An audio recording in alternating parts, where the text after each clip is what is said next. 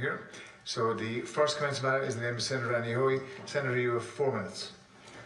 Thank you, and welcome to the House, Minister. So I want to ask about when the Government have plans to conduct a review of the Dog Breeding Establishments Act of 2010, and if there are plans in place to prepare a bill to amend the Act, should it be required to update the legislation. My understanding is that this is in the programme for government, a commitment to review of the Dog Breeding Establishment Act, and that review obviously hasn't yet taken place, and we're not to put too fine a timeline on it, skating towards the end of the lifetime of this government.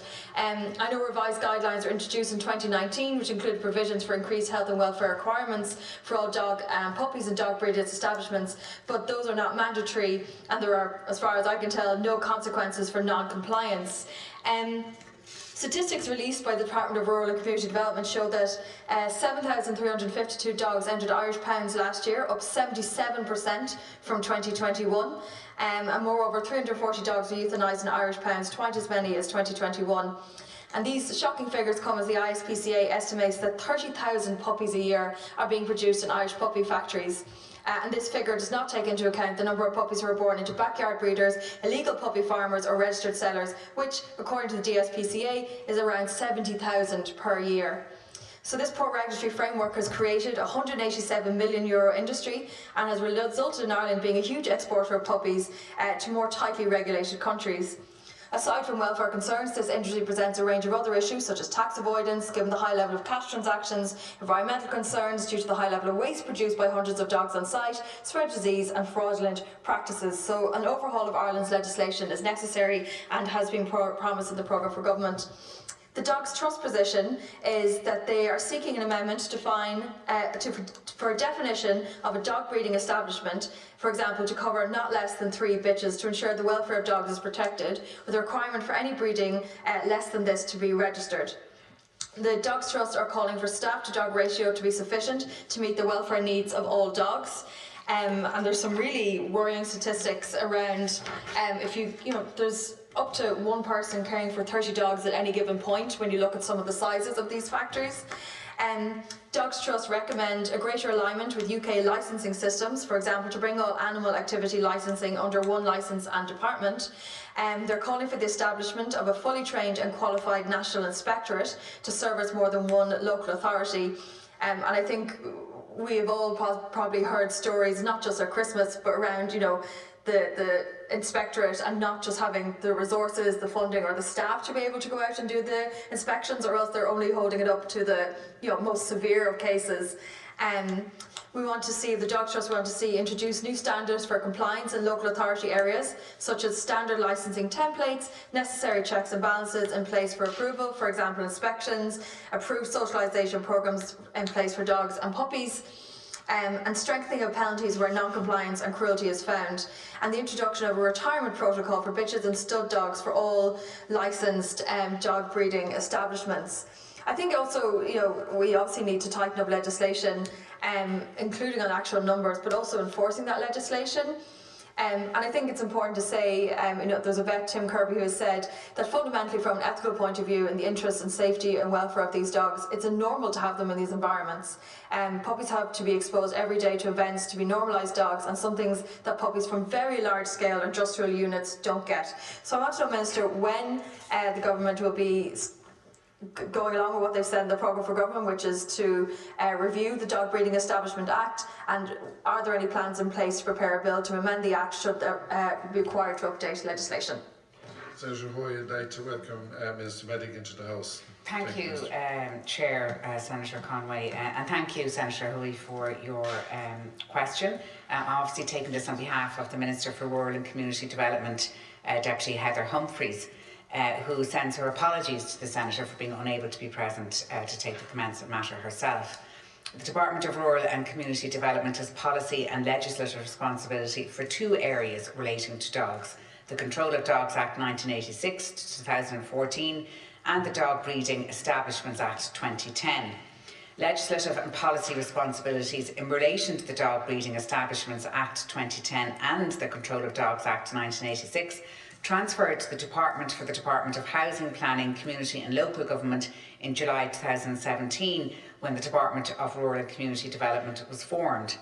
Under the Dog Breeding Establishments Act, local authorities have responsibility for all operational matters, and this includes powers in relation to the licensing and inspection of dog breeding establishments. The Department published dog breeding establishment guidelines in 2018. These guidelines were issued under Section 15.4 of the Dog Breeding Establishments Act 2010, following a public consultation process, and set standards that must be followed not just in relation to the structures but also the management of the establishment. And this extends to exercise, to socialisation, enhancement and enrichment of the dogs. The Department officials are reviewing the existing legislative provisions under the Dog Breeding Establishments Act 2010 and the Control of Dogs Act, taking account of recommendations from inter alia, the report of the Working Group on Control of Dogs, the Joint Oireachtas Committee on Food, Agriculture and the Marine, consultation with stakeholders and experts in the field, and the outcomes of the public consultation undertaken by the Department in 2019. Updates to the existing legislation are required, and it is proposed that amendments will be made through a Control of Dogs and Dog Breeding Establishment Miscellaneous Bill. Items that will be under consideration, Senator, for this bill include the inclusion of additional breeds in the restricted dogs list, updates to definitions contained in the Dog Breeding Establishments Act, and the potential for expansion of this Act.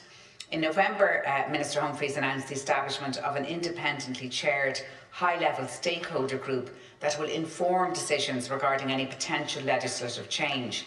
The first meeting of the group is scheduled soon, and Minister Humphreys will be announcing full details of the membership of this group shortly. The group comprises a broad range of expertise, including sectoral and academic experts. Groups like Dog Trust, which you've mentioned, and the ISPCA are included, and the members will be well placed to identify challenges and solutions in relation to the existing legislation and to recommend a way forward. In addition, the Department of Rural and Community Development collates and publishes annual statistics on local authority dog-related activities.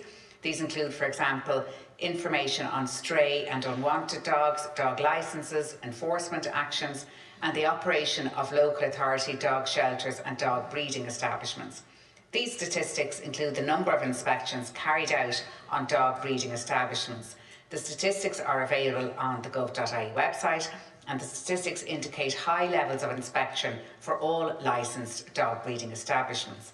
So in order to further support developments in this work and to provide a strong evidence-based informed policy making, Minister Humphreys has asked her officials to request additional information from local authorities going forward, and this would include the number of puppies born in dog breeding establishments, as well as additional information in relation to surrenders. So as the Senator will be aware, the issues raised require analysis and consultation to ensure amendments are not just robust, fit for purpose and implementable, but that they also deliver the best outcomes for communities and for dogs themselves. And it is my intention to work closely, as the Minister said, with stakeholders and experts as the work has progressed, particularly on legislative changes. And this may mean that progress might not be as fast as some would like. However, there is a value in having the conversations now to deliver the improvements that we know are needed. Thank you very much, Minister Senator. Thank you. So just to confirm, there currently is a review being undertaken, if I understand what you've said correctly, and that there's a plan to bring amendments or changes to legislation, because there will need to be changes under the Control of Dog and Breeding Establishment Bill. Forgive me if I didn't get that quite correctly, and that the first meeting is going to be soon. I mean, obviously that's great. Is there any idea of how long is it likely that this will happen this side of government, or is it foreseen that it's going to take a little bit longer? Because obviously there needs to be zero tolerance for the cruelty or neglect of any puppy or dog.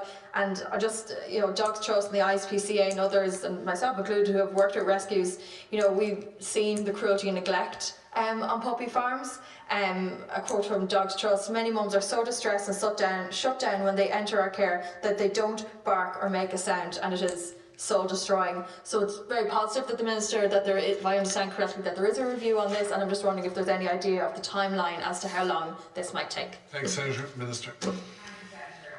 Yes, as I stated, the Department is reviewing the existing legislative provisions under the Dog Breeding Act and the Control of Dogs Act to take into account the recommendations from the report of the working group on control of dogs, the Joint Oireachtas Committee on Food, Agriculture and the Marine, and consultation with stakeholders and experts in the field, which was the outcome of public consultations that were undertaken by the Department in 2019. And then updates to the existing legislation will be required, and it is proposed, yes, that there will be amendments which should assist in terms of some of the things that you mentioned, particularly around puppy farms. Thank you. Minister, take Senator Roy. Our next commencement is Senator Daly. Senator Daly. Gormagat.